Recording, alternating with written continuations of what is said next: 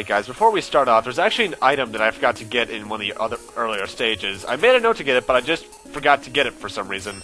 It's here in Shell Penguin stage. When you get to the right armor, first off, where does my armor go? X reverts to his normal state when in it for some reason. But anyway, jump up here, get out the speed burner, and break down this little thing with it to get the hard tank. Now we have 100% in the main game. However, it's here that I'm actually going to show off the hard mode Mavericks. As I mentioned before, to access hard mode, you need to beat the game. You need to beat the intro stage again, but once you do so, you get access to the next 4 Mavericks. Wheel Gator, Morph, Magna Centipede, Armadillo, and Morph Moth. And I'm going to take them all out in this one video so I can move on to the final castle in the next part, though I should note the final castle will actually be from the normal mode playthrough, not the hard mode. Anyway, Wheel Gator stage thankfully does not shake, unlike its X2 counterpart. Ugh. Don't get me wrong, I like X2, but I hated this stage's vibration. It really hurts my eyes. And don't even get me started on the boss. Anyway, on hard mode, you're actually given a new set of collectibles to get in the form of capsules. The first of which is right up here. Enter this Capsule X. Install the program Zero Scramble Rising. This program will allow you to call your best friend and fellow soldier Zero. His striking power is enormous but hard to control. Perform this on enemies in the sky. It also works on bosses. So essentially, in these next 4 stages, you are given Zero Capsules that, as you've seen in the pause menu, there's now a Z in the bottom, which allows you to use one of 4 Zero attacks. They're all very situational, I rarely ever use them. But I'm getting them to show you them anyway. I should note that when you get hard mode, you're actually taken right back to the title screen, but you're asked to actually save a cleared file. Because to access the way I'm playing it, where you have all your abilities, you need to beat the game, then save a cleared file, then load that cleared file. Because if you just pick hard mode on the title screen, you'll start the entire game over again. Anyway, get the speed burner out because the hard tank for the stage is right over here. And sorrowfully, I can't use my little cheap trick where I can just abuse invincibility frames to get it early. Instead, I actually have to legitimately charge the speed burner up to get it. Oh well.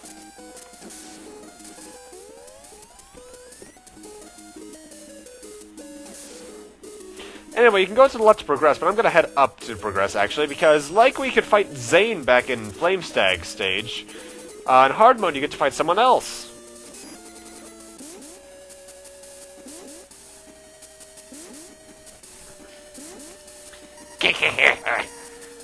I've been waiting for you, X. I'm going to take the time to stop you here and finish you off once and for all. Giemel is no trouble at all. Zane at least has some challenge. All Giemel likes to do is throw that little triangle shuriken thing at you. He's weak to speed burner, very weak to it in fact, because as you can see, he's going down like nothing. After a few throws, he will teleport, but that's about it. This can't be. Don't think you've defeated me just because you've won this round. Well, you're kind of exploding, so I think I kind of did.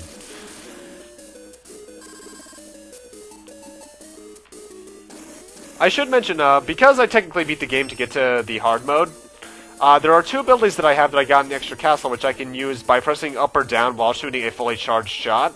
But I'm going to refrain from using those so I don't look cheap. Though thankfully they aren't as cheap as their Super Nintendo counterparts. Nudge nudge, wink wink. Anyway, we're coming up on Wheel Gator right now, and if you recall correctly, back in X2, I hated this mother trucker. It's the same here, I hate him still. He's a bit easier for some reason, but he still takes forever, thus I'm going to actually be speeding up the boss fight. Attack-wise, he's exactly the same. He'll hide underneath the oil that's in his boss fight, jump up to grab you every now and then. He'll also jump out, try to shoot some of his spin wheels at you, and will also send some spin wheels out when he's in the oil. And he also has this one really annoying pellet attack. And there's one other attack he does where he does this little drill. It's rather annoying, honestly. Well, not the boss, well, not the individual attacks, more like just how long it takes to take him out. This was 5 minutes. This one particular fight, mind you. The Zero ability we got doesn't really do much at all, so yeah, be careful. And also, I died, so I had to redo all that all over again. Redo that all over again. That sounds redundant. Anyway, that's Wheel Gator stage. I hate it. There's a reason I don't go back to hard mode often, and it's this. But anyway, for beating him, we got the spin wheel. This is a rather situational weapon. It shoots pretty much a metal blade right in front of you, except it can also destroy obstacles. Disgusting, X. How could you beat me last time? There should be a question mark there. I'll pay you back for that. I'm going to mess up the data in the mother computer. I hope have fun. That was poorly translated. Anyway, time for Armored Armadillo. His stage is actually fairly intact from its original counterpart. By the way, I should mention, Wheel Gator is weak against Magnus Centipede's weapon if you're going in a different order than me. I actually really like the remix this stage here got here too. Setup-wise, it's almost the exact same. The bubble bat isn't there, so you can't grind for really high chance of lives, sorrowfully, but oh well. Behind this guy here is still a sub-tank. That's sub-tank number 3, if I recall correctly. Yeah, it should be. You can just stay behind this guy. All you can really get by going ahead of him is that energy capsule up there, so nothing really useful. Later on, though, we're going to want to make sure we're ahead of him.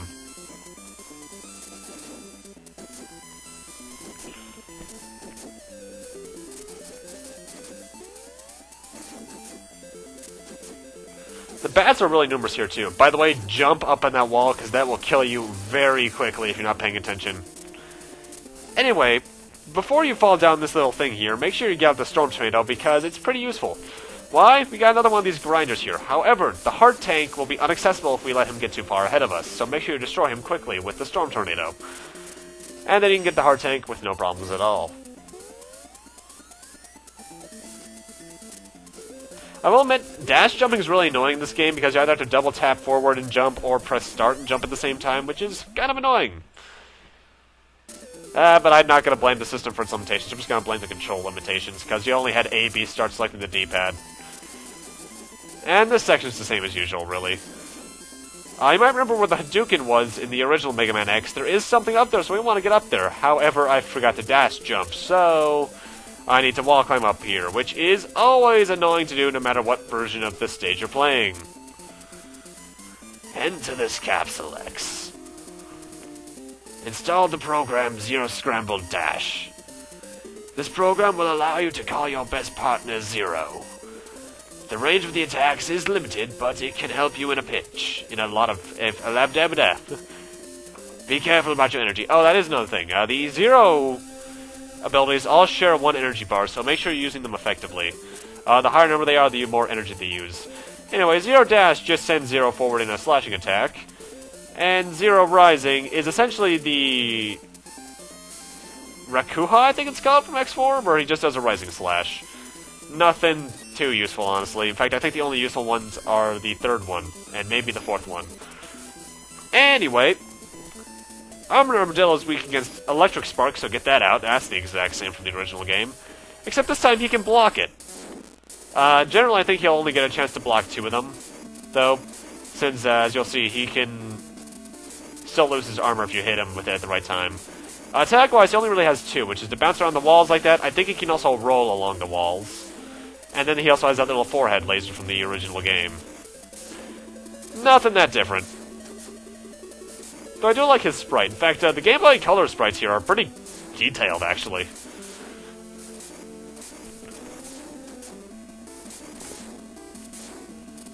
Armored Armadillo, you're no challenge at all. And for beating him, we actually get a rather useful ability, the Rolling Shield, which is the exact same as it was in X1. If you charge it up all the way, you get a protective shield that can protect you from spikes, even. However, I'm not going to get to use it in the final levels, because, obviously, I played the final levels with normal mode. Anyway, next stage we're going after is Morph Moth.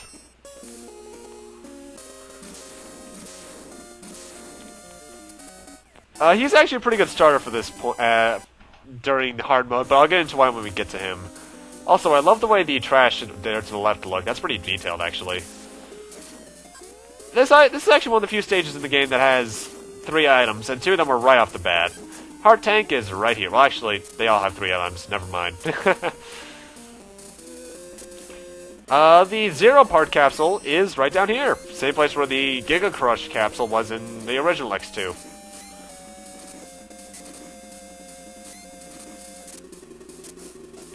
Enter this Capsule X. Install the program Zero Scramble Earth Gazer? This program will allow you to call your best friend Zero. You can damage enemies around you. This requires a lot of energy. Use this only in a desperate situation.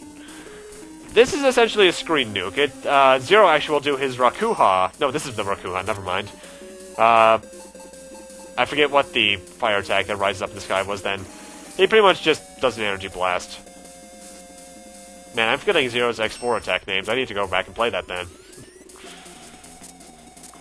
Beyond that, though, his Morph Moth stage is essentially the same. This looks almost identical to the Super Nintendo release, other than the graphicalness.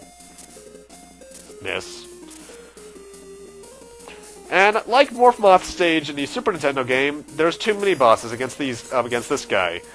What I'm doing here is how you should not fight him with the Mega Buster. What you're supposed to do, really, or at least what you should do, is break out the Storm Tornado and aim at the head, because that takes him out really quickly. Like Quickman versus... who was weak to Quickman in Mega Man 2? Metal Man. Quickly. Because you can see I'm trying to mimic X2 and trying to destroy this guy in one hit with the Speed Burner, but it's just not working. Oh well.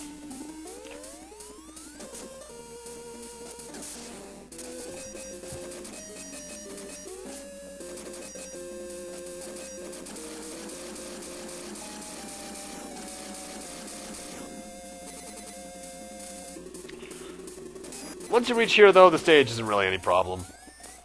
In fact, I will say the second half of the game really likes mini-bosses.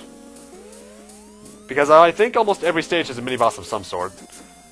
These spikes here, as you just saw, are not like normal spikes. They are not instant kill. They just do about 2 or 3 bars of damage.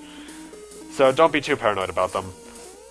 I forget if these little green bugs have the same ability they did in the original Super Nintendo game where they can screw up your controls, but I don't feel like testing it out, so I don't know. Anyway, here's how you should fight this guy. Break out the Storm Tornado, and let loose. That was so much easier. Storm Tornado, I will say... Oh, no life! Oh. Anyway, Storm Tornado is actually a pretty good weapon, no matter what version of the game it's in, so that's pretty useful. Anyway, Morph Moth here is unique in the fact he actually has 2 weaknesses. He's weak against either the Rolling Shield or the Speed Burner. I'm gonna stick with Speed Burner because, you know, Mega Man X2 and such. Attack-wise, he has this little rotating attack, where he rotates trash around him. This little rolling attack, which spits some trash up. And then a little pellet attack, which isn't that hard to dodge at all, honestly.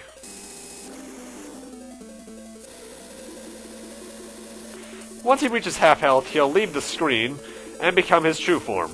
That dust there will keep you down towards the ground, so be careful about that.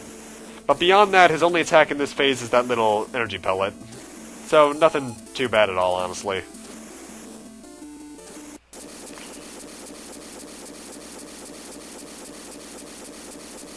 So yeah, that's 3 of the Mavericks down already. Which means we're spending the next 5 minutes in the next level. Great. But for beating it, we get the Silk Shot. This is a really situational weapon, actually. Pretty much X shoots a bit of trash forward, and when it hits the ground, it splits into 4 little chunks diagonally.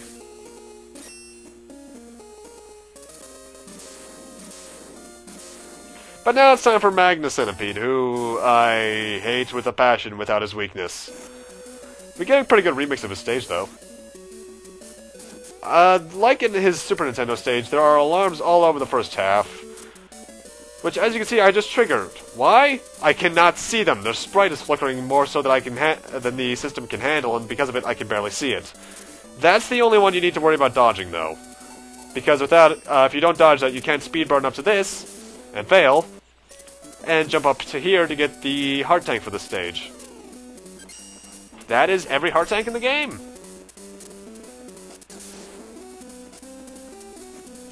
There's still some tank in a Zero part, but we're going to be getting these in this stage. Anyway, so I'm not going to get a chance to show it off otherwise. Here's the rolling shield. You shoot it forward, it does the exact same thing as it did in X1, and charging it up gives you a defense shield.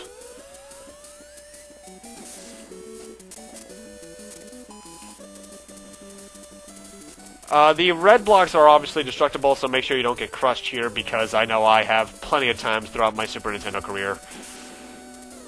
And here's a bit different from the Super Nintendo version. The next item is actually up that pit there, so we actually have to do another speed burner jump.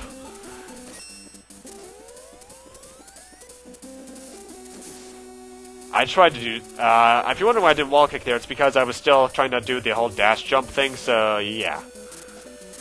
And up here we get the last sub-tank.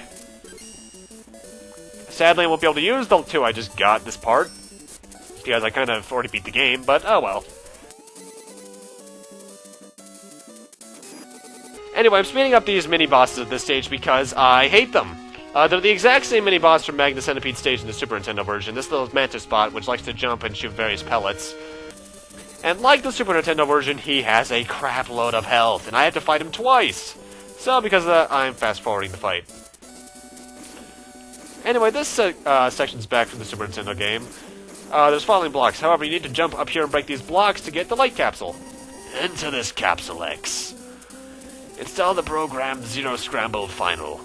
This will allow you to call a special A-level hunter, Zero. This is the most powerful weapon and will destroy almost any enemy. Keep in mind that this requires a huge amount of energy. Use this on strong enemies that may seem impossible to defeat. This attack, well, first off, as he just said, it uses up a lot of energy. In fact, it uses, like, I think 75% of the bar. It's pretty much a 1-2-3 combo, and it is really damaging. But I'm not going to use it, obviously. I do believe this guy will get stronger if you get spotted by the little reticule in that previous section, so be careful about that. The Zero Earth Glazer is pretty good here, so make sure to try and use that, but it's overall just too time-consuming.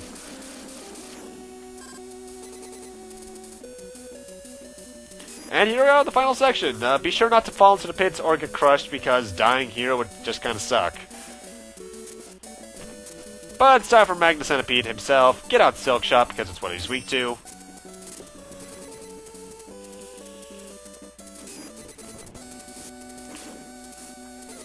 And Magnus Centipede's actually a pretty tricky bot if you don't hit him with his weakness immediately. Because the thing is, when you hit him with his weakness, he loses his tail. After that, he'll just be able to teleport around and either hit you by physical damage or throw his little shuriken at you. If you don't destroy his tail, however, he can grab you with it, and every time he grabs you with it, you'll lose one of your abilities. I think it starts out with, like, the charge shot and such. It's really annoying, and I hate fighting him without his weakness because of that. I can't tell if fighting him without his weakness would be harder in this version or the Super Nintendo version, though, due to the way the game works. But with his weakness, he goes down really easily. And for beating him, we'll get the Magnet Mine, which, as I'll show off momentarily, is a mine that shoots forward. You can actually control its direction, influence its direction with the D-pad. Wheel Gator is weak against it for future reference. And I'm going to show that off right now. I'm also going to show off the Zero Final. But with that, I'm also going to need to end this off here. Thank you guys for watching, and in Part 4, we're actually going to be starting off the final castle from the original normal mode playthrough, so say goodbye to all these abilities. See you guys then.